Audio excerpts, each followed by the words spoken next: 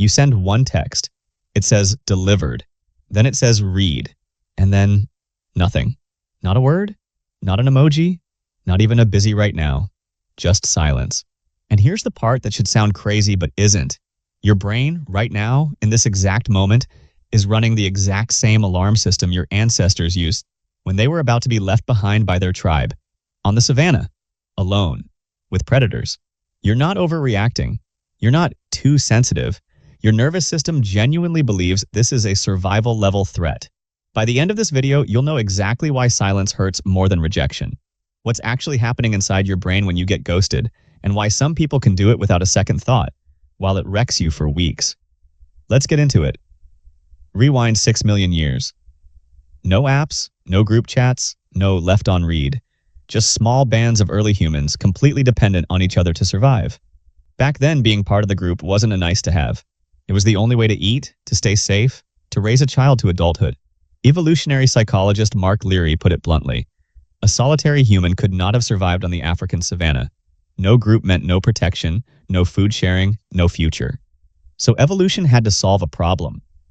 How do you stop people from wandering off and getting themselves killed? It built an alarm.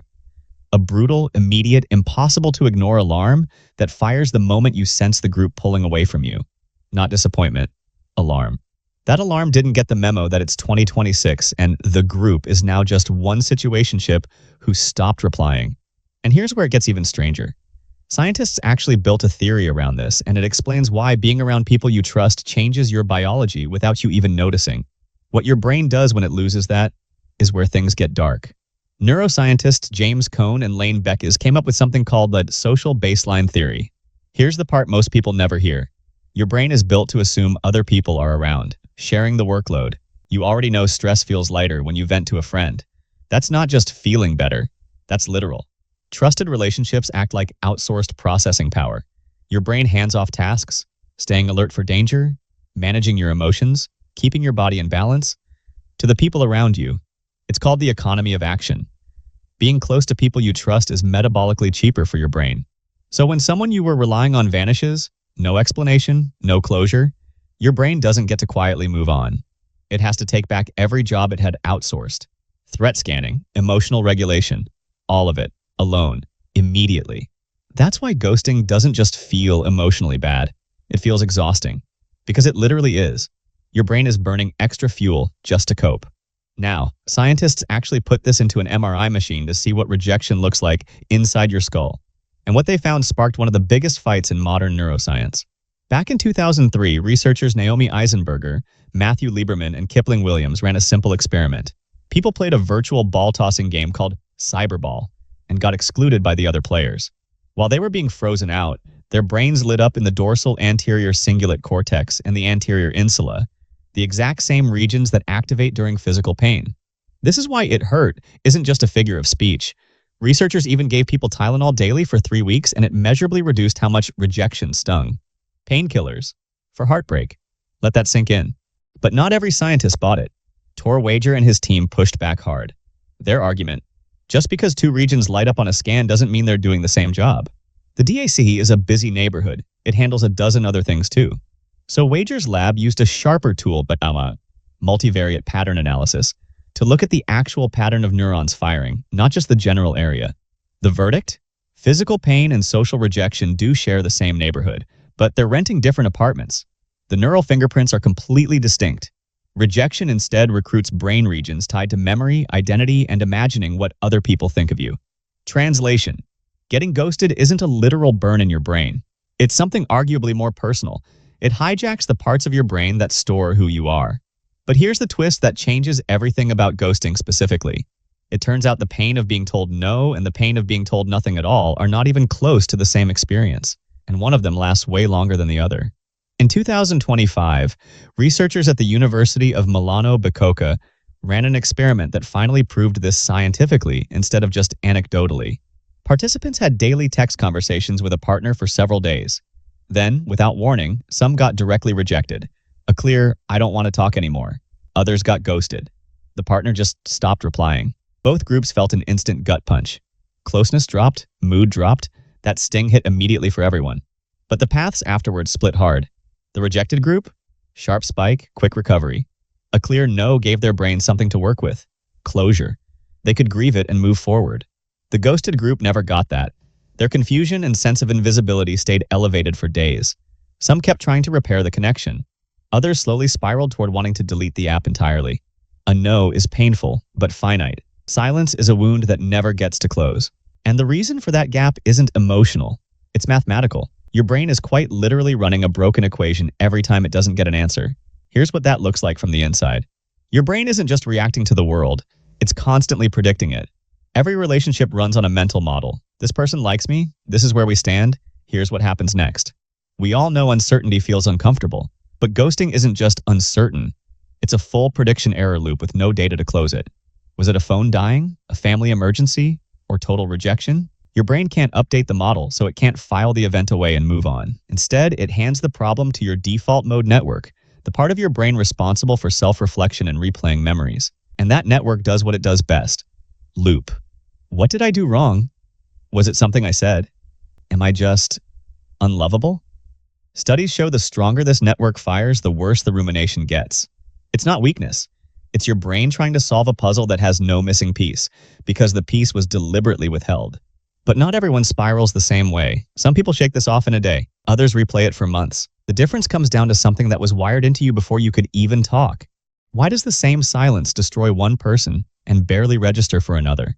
It comes down to attachment style, your emotional blueprint built from your earliest relationships. Anxiously attached people have a hair-trigger threat detector. When they sense distance, they lean in harder, double texting, seeking reassurance.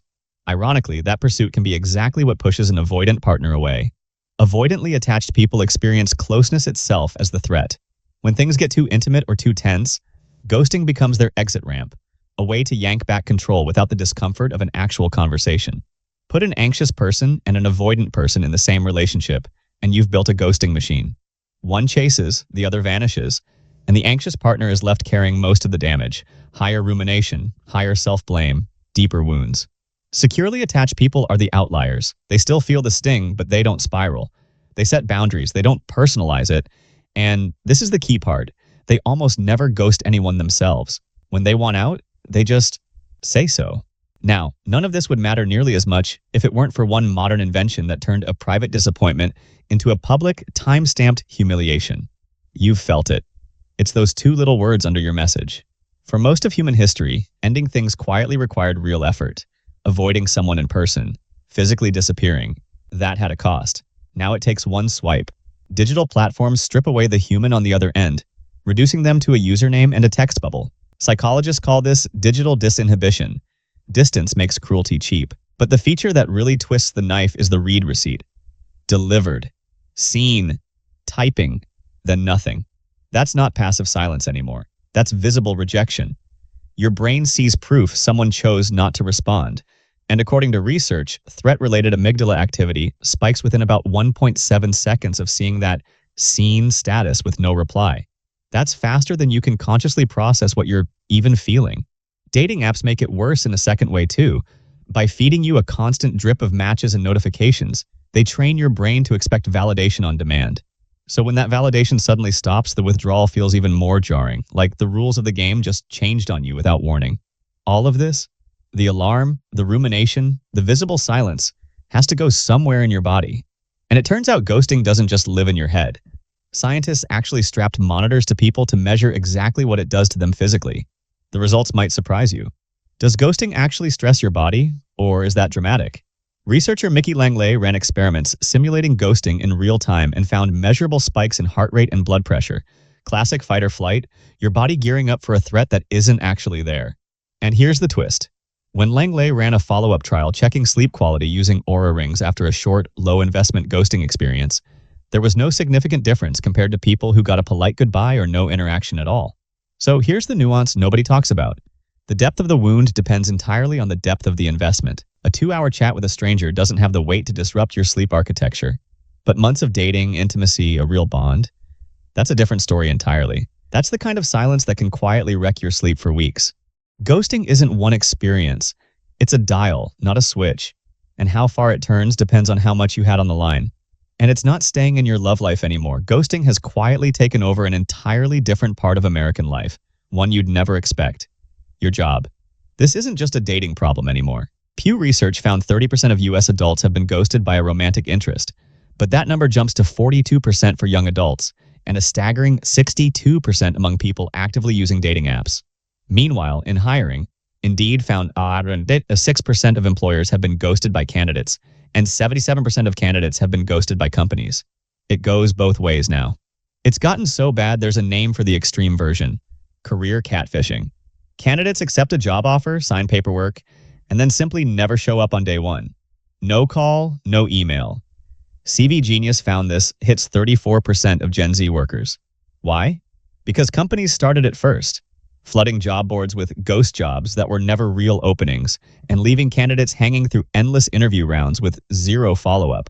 So candidates started fighting fire with fire. In fact, 70% of US job seekers now say ghosting a company back feels fair. Silence became the shared language of an entire broken system.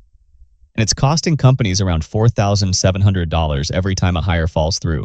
But before you start seeing ghosting as some universal evil, there's something important almost nobody says out loud about it, and it might completely change how you think about the last time you went quiet on someone. Let's clear up what's actually true. Myth 1. Ghosting always causes deep trauma. Not quite. That sleep study proved low-investment ghosting barely registers physically. The damage scales with how much you actually had invested. Myth 2. Your brain literally thinks it's dying. Poetic, but not literal. Your brain runs the same threat vigilance machinery it always does under stress. Elevated heart rate, racing thoughts. Adaptive, not fatal. Myth 3. Ghosting is always cruelty. Here's the uncomfortable one. Research shows around 50% of women and 38% of men who ghost aren't doing it out of malice. They're avoiding an awkward conversation, protecting their own anxiety, managing conflict the only way they know how. Myth 4. Everyone reacts the same way. We already covered this. Attachment style changes everything about how deep the wound goes. And here's the most important nuance of all. Sometimes ghosting isn't a wound at all. When you're dealing with someone toxic, manipulative, or unsafe, cutting off all contact instantly isn't cruelty. It's self-preservation. So here's what we actually learned. Ghosting hurts because your brain still runs on 6 million-year-old software that treats social silence like a survival threat. It hurts longer than direct rejection because your brain never gets the closure it needs to move on. It hits harder if you're anxiously attached, softer if you're secure. Technology made it worse by turning private silence into a visible, time-stamped wound. And it's no longer confined to dating. It's rewritten how an entire generation treats jobs, careers, and each other. But here's what we didn't get into yet. What actually happens in your brain in the days and weeks after the pain fades? Does it change how you attach to the next person? Does one bad ghosting experience quietly rewire how you trust people going forward? That's a completely different and honestly darker sawing question. And it's exactly what we're covering in the next video.